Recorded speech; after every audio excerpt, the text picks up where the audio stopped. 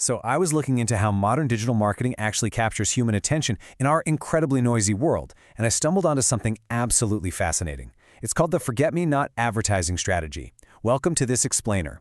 You see, in a digital landscape literally overflowing with chaotic, high-stimulus media, this specific approach acts as the ultimate antidote.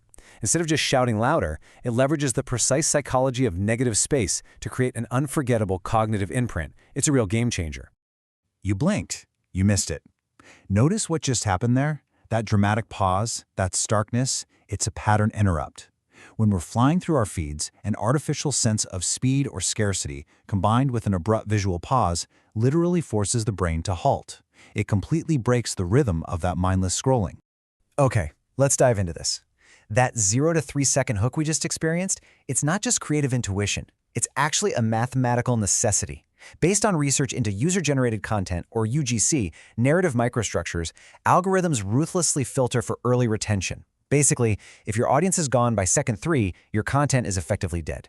The Forget-Me-Not strategy is engineered specifically to guarantee algorithmic survival in those absolutely crucial opening seconds.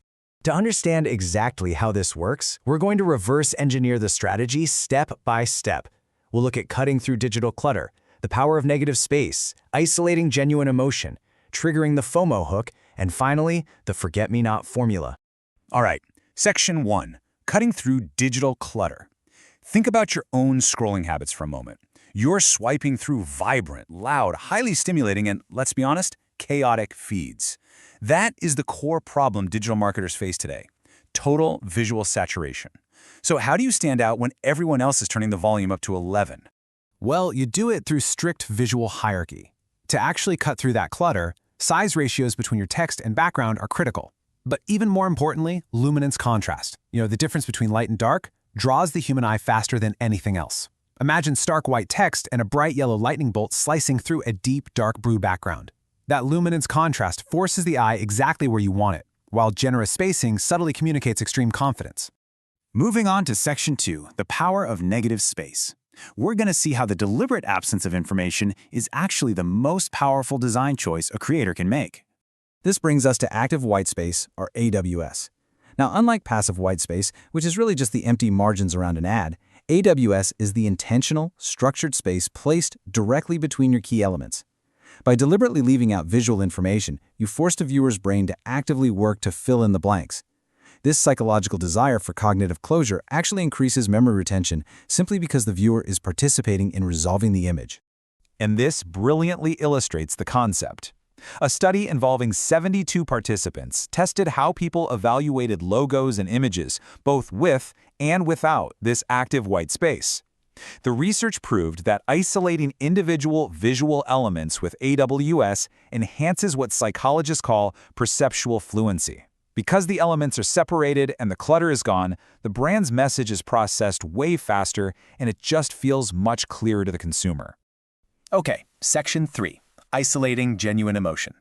Now that we understand the background canvas, let's shift our focus to the subject sitting inside that negative space.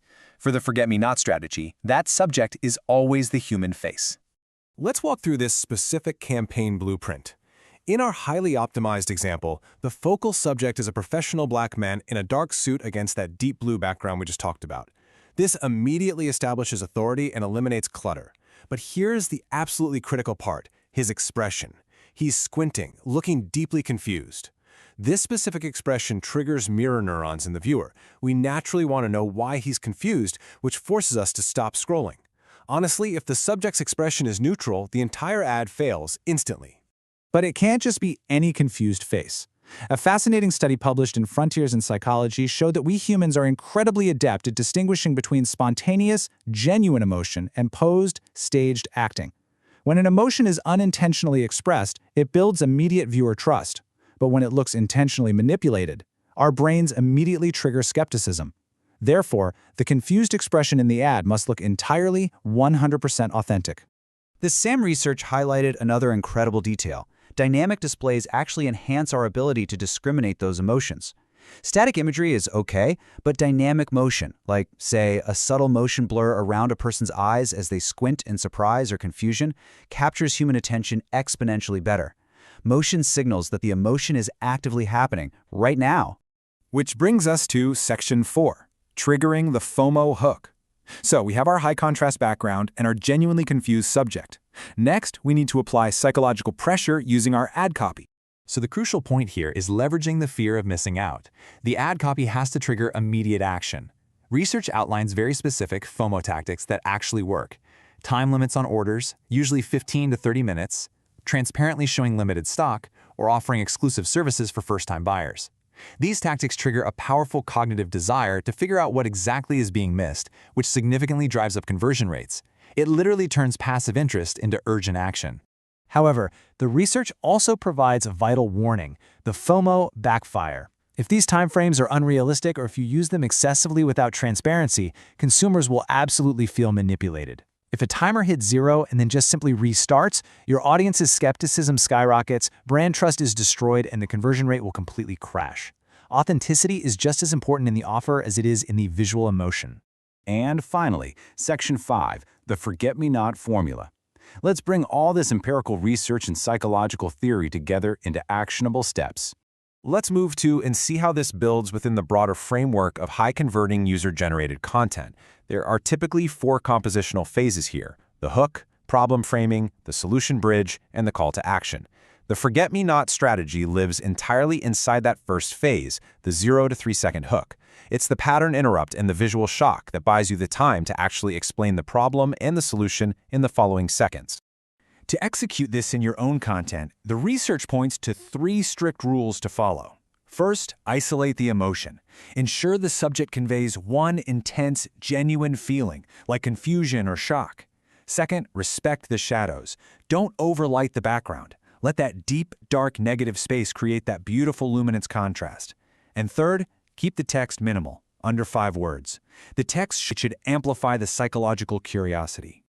I want to leave you with this provocative thought as you design your next campaign. Is your content actually cutting through the noise,